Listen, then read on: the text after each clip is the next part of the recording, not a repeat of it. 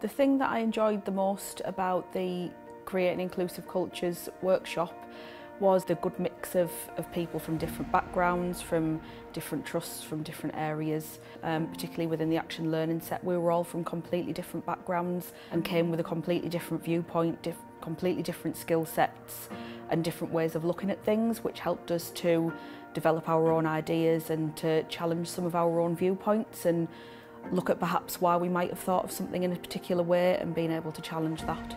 It was something that I decided to do because I've actually worked within the NHS for almost 35 years, but hadn't really had any formal training around inclusivity.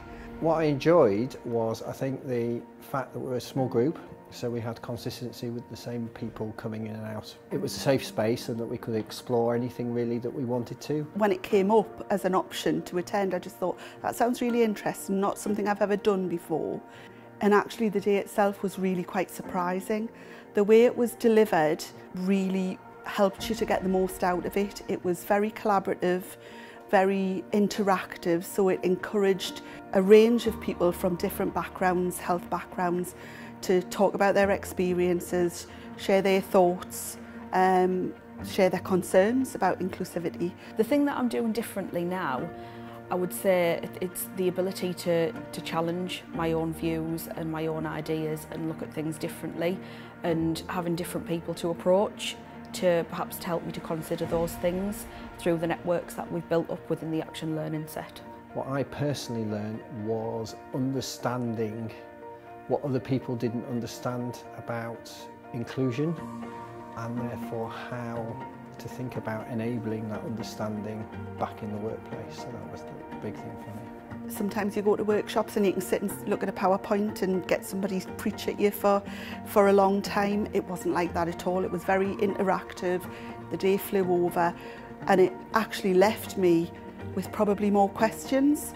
It woke me up to things that I'd never thought of before. I put myself forward to be the Equality and Diversity Lead for the service, which was accepted, and I've been attending some meetings and actually managing to get some practical things put in place as a result of that. The big benefit was really knowing that you're not alone and that there were other people facing similar challenges in slightly different environments, in slightly different ways, and working through them together. Not just around patients, but also about staff, how we support staff from diverse backgrounds. I'd never really considered, but actually it made me go away and find out what support was there within the trust for staff.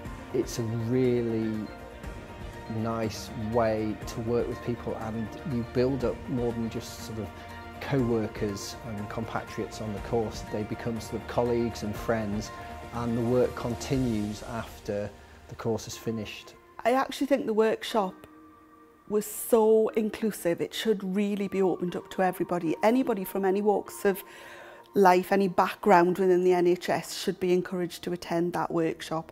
I think the fact that it was collaborative and it wasn't aimed at managers specifically means it could be accessible to all staff, and I would definitely encourage and have encouraged colleagues to attend.